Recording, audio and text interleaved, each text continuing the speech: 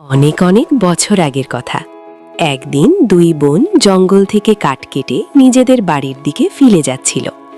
ঠিক তখনই একটি গাছের ডালে দুটি রহস্যময় ও জাদুকরী পাখি বসে নিজেদের মধ্যে কথা বলছিল। আরে আরে, ওদিকে তাকাও তো, সামনে কত সুন্দর দুটি মেয়ে আসছে। সত্যিই তো, এরা দুজন ভীষণ সুন্দর। হ্যাঁ হ্যাঁ, তুমি ঠিকই বলছো। যতটা সুন্দর এরা, আহা, যদি এদের ভাগ্য আর কপালও ততটা সুন্দর হতো। শুধু বাইরে থেকেই নয়, এদের মনও ততটাই সুন্দর। ভাগ্য কেন? এদের ভাগ্যের কি হয়েছে? আমার তো মনে হয় সব ঠিকই আছে। না না, একেবারেই না। এদের ভাগ্য খুবই খারাপ। এদের জীবনে দুঃখের শেষ নেই। এদের কপাল বড়ই বিচিত্র। সামনে এদের জীবনে আরও অনেক কষ্ট অপেক্ষা করছে। এদের কথা ভাবলেই আমার খুব কষ্ট হয়। ইচ্ছে করে যদি আমি এদের জন্য কিছু করতে পারতাম। যখন সেই দুই পাখি এভাবে কথা বলছিল, ঠিক তখনই দুই বোন হাঁটতে হাঁটতে পাখিদের কাছে পৌঁছে যায়। এই দুই বোনের মধ্যে একজন পাখিদের ভাষা বুঝতে পারত, কিন্তু অন্যজন পারত না। আরে বা দিদি, দেখো তো কত সুন্দর পাখি। আমি তো জীবনে এত সুন্দর পাখি কখনো দেখিনি। আহা, যদি আমরা এদের ভাষা বুঝতে পারতাম। না, আমি এটা বলতে পারবো না যে এরা দুজন কি কথা বলছে।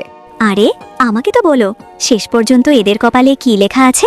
এদের মধ্যে একজনের ভাগ্যে লেখা আছে মৃতদেহের সঙ্গে বিয়ে, আর অন্যজনের ভাগ্যে লেখা আছে এক নেকড়ের সঙ্গে বিয়ে।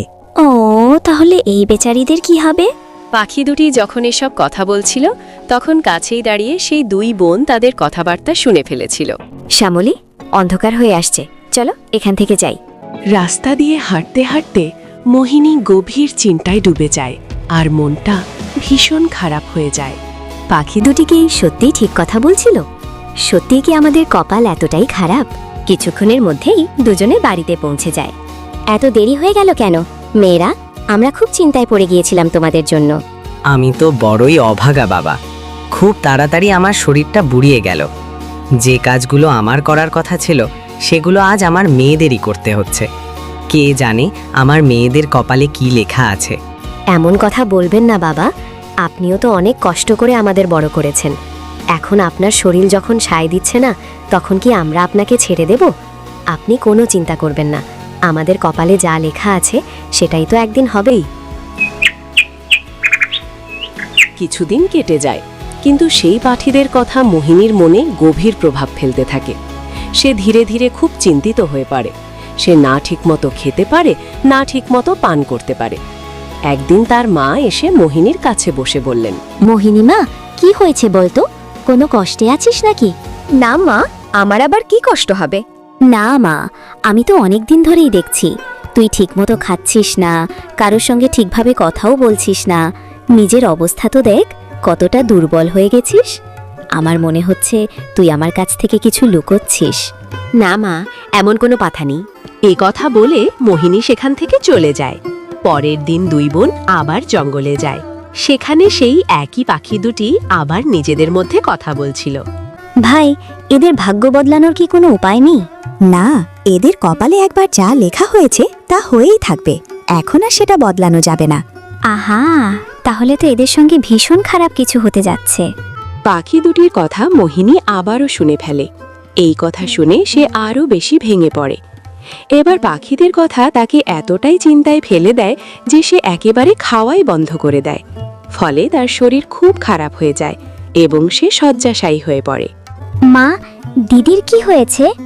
বাবা, আমি কিছুই বুঝতে পারছি না।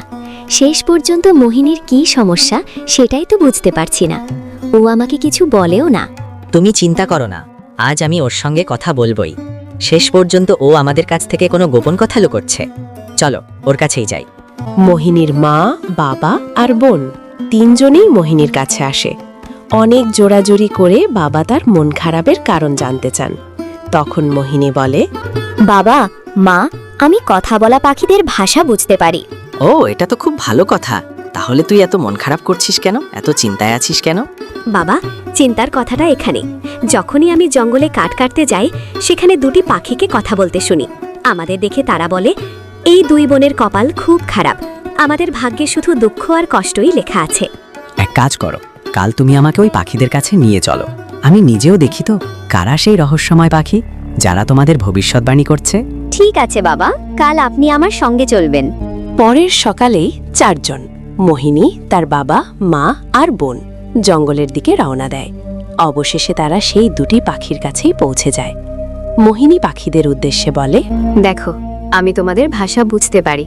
তোমরা এতদিন ধরে আমাদের 2 বোনের সম্পর্কে যা যা ভবিষ্যৎবাণী করছো আমি সব শুনেছি। এখন আমাদের জীবনে আসলে কি ঘটতে চলেছে সব কথা পরিষ্কার করে বলো। আরে বাহ, এটা তো খুব ভালো কথা যে তুমি আমাদের ভাষা বুঝতে পারো। দেখো, আমাদের মুখ থেকে তুমি যা কিছু শুনেছ সবই ঠিক শুনেছ। সামনে কি ভালো হবে কি খারাপ হবে তা আমরা কেউই জানি না। এই মুহূর্তে আমাদের চোখে যা পড়ছে সেটুকুই শুধু বোঝা যাচ্ছে। হতে পারে সামনে অনেক ভালো কিছু অপেক্ষা করছে, আবার হতে পারে ভীষণ খারাপ কিছু। তাই অত চিন্তা করো না, সব কিছু ঈশ্বরের ওপর ছেড়ে দাও। কি হলো মা, পাখিরা কি বলছে? মোহিনী তার বাবাকে পাখিদের বলা সব কথা বিস্তারিতভাবে জানায়। মা, এই পাখিদের কথা ভুলে যাও, ওরা এমনি আজে বাজে কথা বলছে। না বাবা, ওরা সত্য কথাই বলছে। উপরে যিনি আছেন তিনি যা লিখে দিয়েছেন সেটাই একদিন হবেই। সেটা না আপনি মুছে ফেলতে পারবেন, না আমি।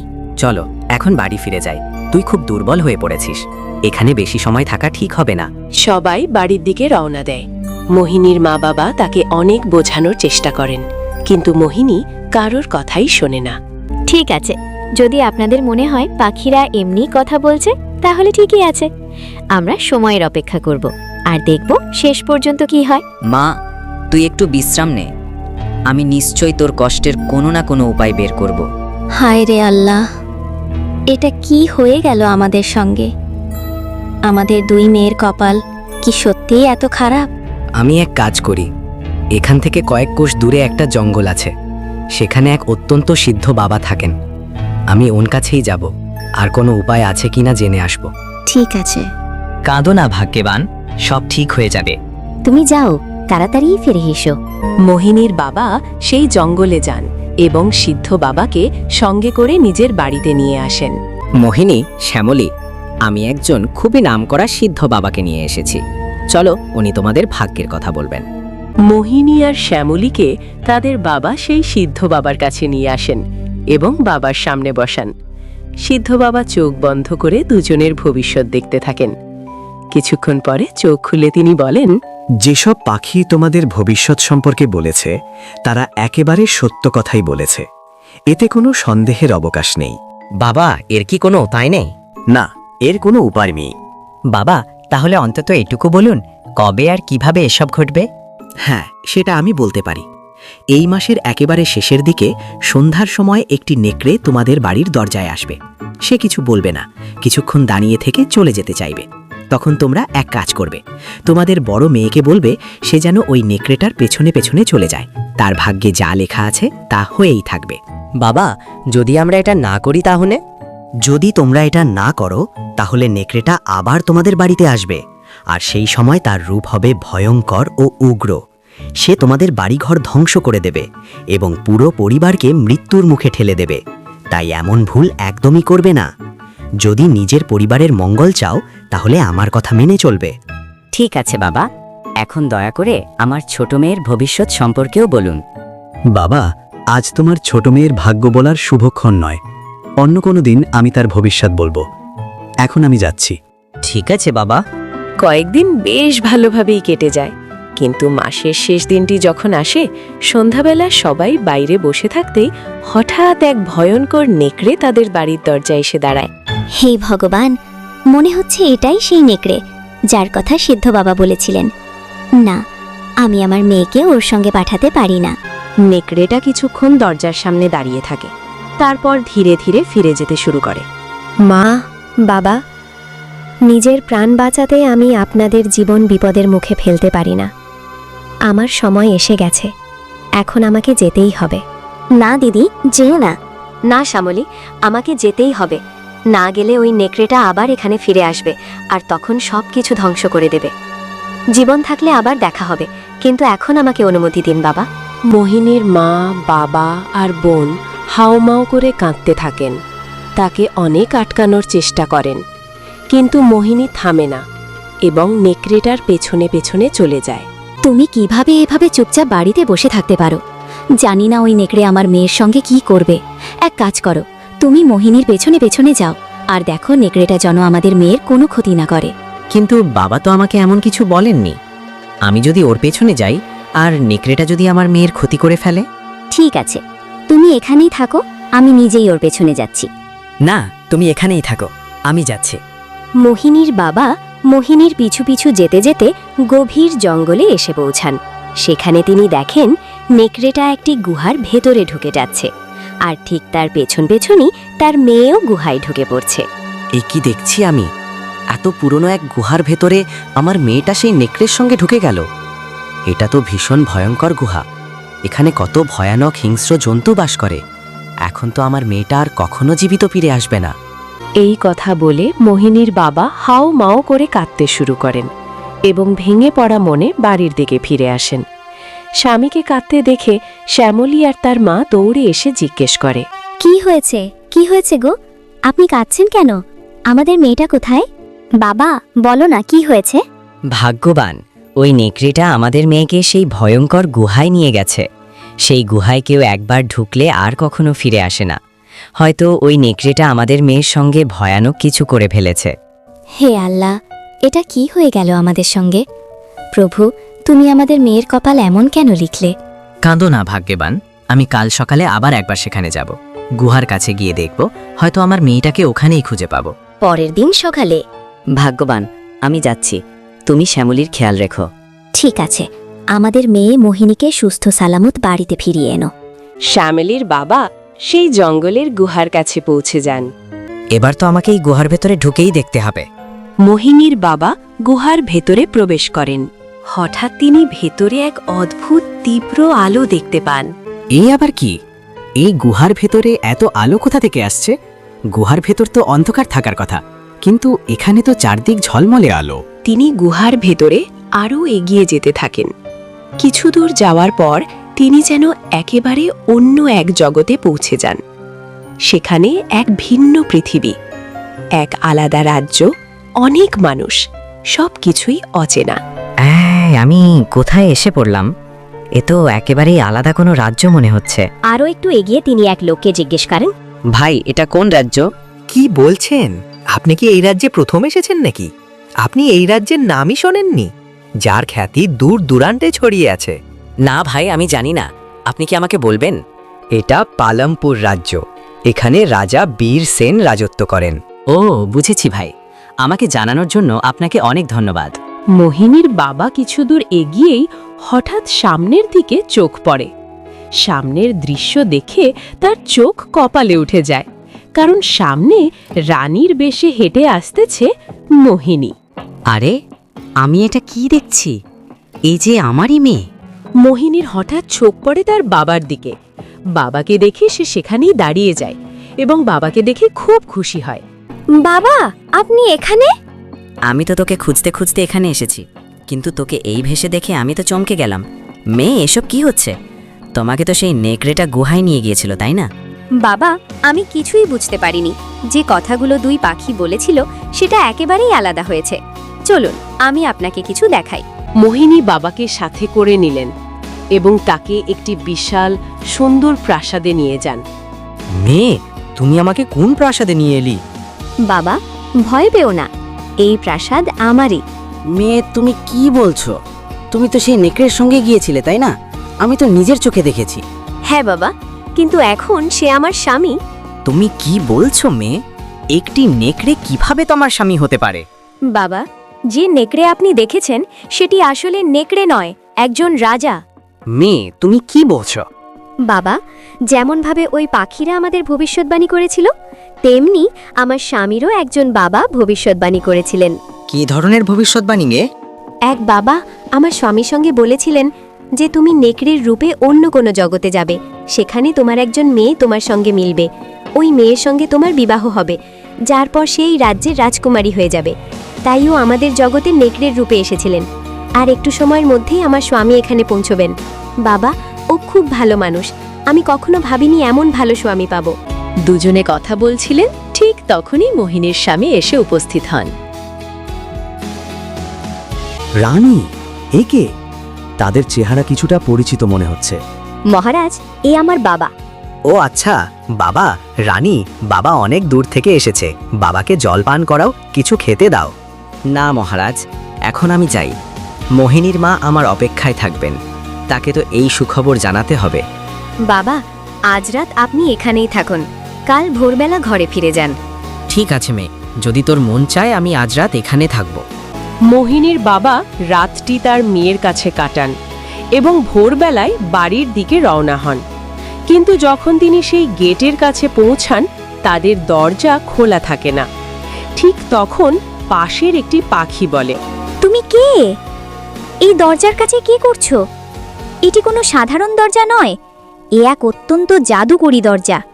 কিন্তু আমি তো এই দরজার মধ্য দিয়ে ভিতরে এসেছি এবং এখন আমার বাড়িতে যেতে হবে, কিন্তু এই দরজা খোলা যাচ্ছে না। ঠিক আছে, বলো তুমি কোথা থেকে আসছো? আমি আমার মেয়ের কাছে গিয়েছিলাম, ওই জায়গা থেকে আসছি। মনে হচ্ছে তোমার সঙ্গে কোনো ভুল হয়েছে, তাই দরজা খুলছে না। এক কাজ করো, তুমি যাও তোমার মেয়ের বাড়িতে, যা কিছু তুমি সেখানে খেয়েছো তার টাকা তাকে দাও, অথবা শুধু ক্ষমা করিয়ে নিয়ে এসো যা তুমি তোমার মেয়ের অধিকার খেয়েছো। ঠিক তখনই এই জাদুকরী দরজা খুলবে। মোহিনীর বাবা আবারও তার মেয়ের শ্বশুর বাড়ি যান এবং সব কথা তার মেয়েকে জানান। বাবা, আমি বুঝতে পারছি না, আমি তো একজন গরিব, তোমার কি দেব? মনে হচ্ছে আমাকে এখানেই থাকতে হবে। বাবা, আপনাকে কিছু দেওয়ার দরকার নেই, আমি সব ক্ষমা করেছি, এখন আপনি নির্বিঘ্নে চলে যান। ঠিক আছে মেয়ে। মোহিনীর বাবা আবার সেই গাছের কাছে পৌঁছান, যেখানে দরজা খোলা থাকে। তিনি সেই দরজার মধ্য দিয়ে ভিতরে ঢোকেন এবং গুহা দিয়ে বের হয়ে বাড়িতে ফিরে আসেন। আপনি কোথায় ছিলেন? আমার মেয়ের কোনো খবর পাওয়া গেছে? সে জীবিত আছে? আহা, আপনি হাসছেন কেন? ভাগ্যবান, তুমি যদি আমি যা দেখেছি সেটা দেখো, তাহলে তোমার তো মাথা ঘুরে যাবে।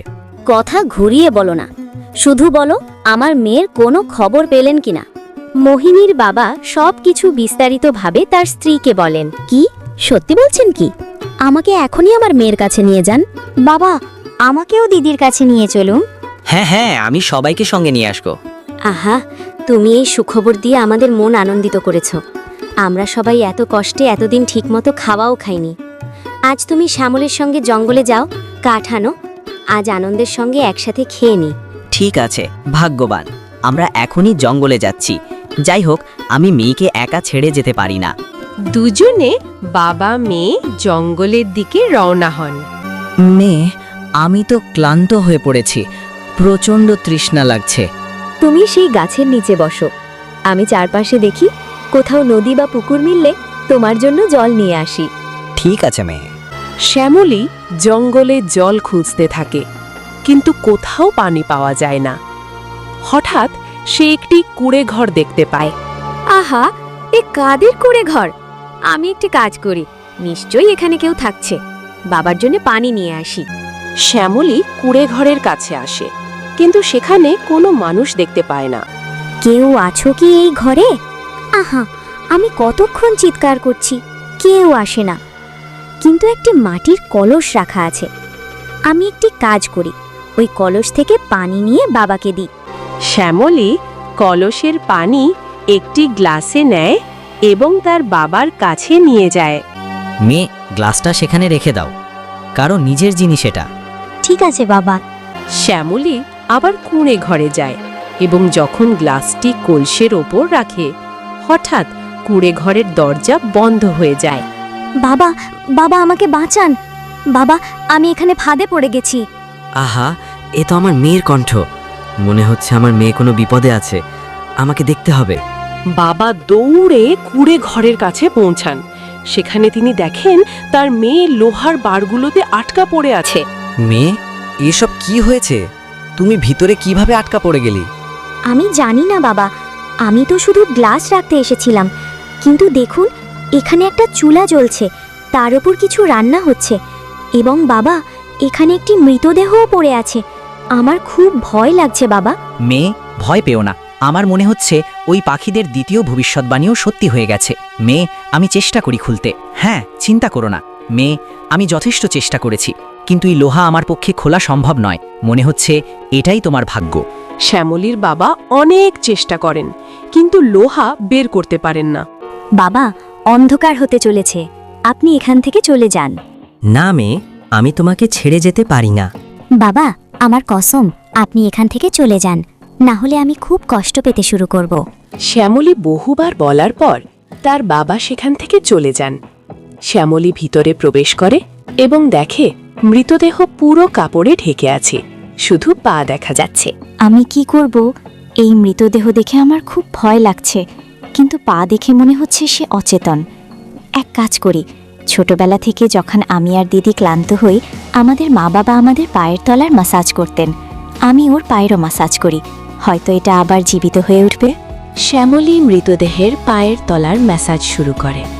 অন্যদিকে বাবা যখন বাড়িতে পৌঁছান, শ্যামলীর বাবা সবকিছু স্ত্রীকে জানান, যার ফলে তার মা খুবই চিন্তিত হয়ে পড়েন। আহা, শ্যামলী, তুমি কোথায়? তুমি কেন উদাস? বলো না, আমাদের মেয়ে কোথায়? আহা, কি হয়ে গেছে? আমার এক মেয়ে তো ঠিক আছে, কিন্তু অন্যটার কি হলো? দুজনেই মা বাবা ফুটফুট করে কাঁদতে থাকেন। চলো, আমাকে এখনই আমার মেয়ের কাছে নিয়ে যাও। শ্যামলীর বাবা ভোরবেলায় স্ত্রীকে সেই জঙ্গলে নিয়ে যান, কিন্তু কুঁড়েঘরটি তাদের চোখে পড়ে না। সময় কেটে যায় এবং 15 বছর অতিবাহিত হয়। শ্যামলী 15 বছর ধরে মৃতদেহের পায়ের তলার মাসাজ করে চলেছেন।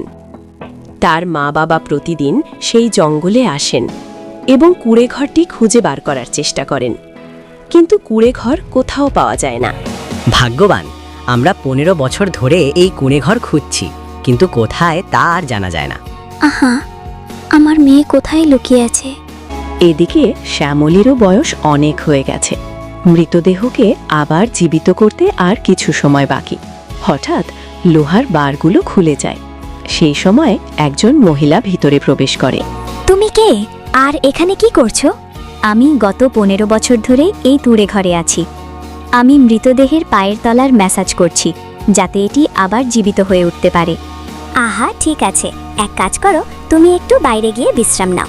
আমার ছাগলিটি বাইরে বাঁধা আছে, একবার দেখে আসো। এদিকে আমি তোমার এই কাজটা করি, তোমার খুব উপকার হবে। আমিও অনেক ক্লান্ত হয়ে পড়েছি।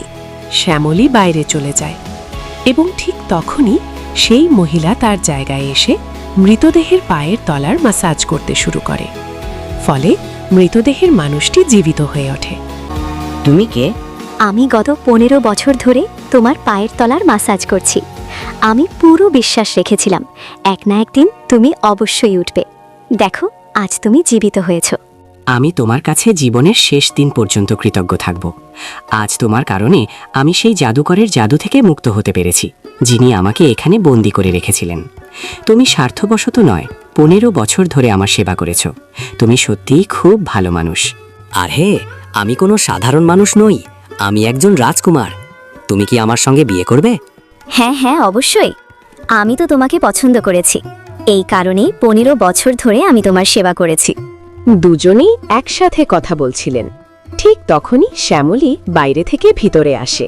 একই, এটা কিভাবে হলো? তুমি কে? শ্যামলী কিছু বলতে যাচ্ছিল, তখন মহিলা বলল, রাজকুমার, এটা ছাগল চড়ানোর মেয়ে। কখনো কখনো এখানে পানি খেতে আসে। হ্যাঁ, ওকে পানি দাও এবং এখান থেকে চলে যেতে দাও। না না রাজকুমার, আমাকে এখানে চাকরি দাও। আমি অনাথ, এই দুনিয়ায় আমার কেউ নেই। রাজকুমার, ও যখন এতটা কাকুতি মিনতি করছে, তখন একে চাকর হিসেবেই রেখে দিন। ঠিক আছে। শ্যামলী এক চাকরানী হিসেবে তাদের দুজনের সঙ্গেই থাকতে শুরু করে, কিন্তু সেই নারী শ্যামলীর উপর ভীষণ অত্যাচার করতে থাকে।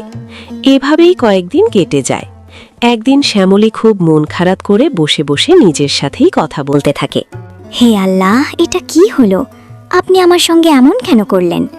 আমি 15 বছর ধরে রাজকুমারের সেবা করেছি, আর তার স্ত্রী হলো সেই নারী। সে ধূর্ত তার সঙ্গে রাজকুমারকে আমার কাছ থেকে ছিনিয়ে নিয়েছে। এ কথা বলতে বলতে শ্যামলী হাউমাউ করে কাঁদতে শুরু করে। তার কান্না রাজকুমারের কানে পৌঁছে যায়। রাজকুমার সেই নারীর কাছে গিয়ে বলে, আমার সবকিছু জানা হয়ে গেছে। আমার সেবা তুমি করনি, শ্যামলী করেছে। 15 বছর তুমি নয়, ওই আমার সঙ্গে ছিল। তুমি আমার সঙ্গে প্রতারণা করেছ। এবার আর আমি তোমাকে ছেড়ে দেব না। রাজকুমার, আমাকে ক্ষমা করে দিন, আমার খুব বড় ভুল হয়ে গেছে। না রাজকুমার, এমন করবেন না, ওকে ক্ষমা করে দিন। আমাকে ক্ষমা করে দাও শ্যামলী, আমি তোমাকে চিনতে পারিনি। আজ থেকে তুমিই আমার সবকিছু। এরপর দুজনে আনন্দের সাথে বিয়ে করে। একদিন শ্যামলী তার মা বাবার সাথে দেখা করতে বাড়িতে আসে। সেখানে তার বড় বোনও আসে। দুই মেয়েকে একসাথে দেখে মা বাবা খুব খুশি হন। সবাই আনন্দে সুখে শান্তিতে থাকতে শুরু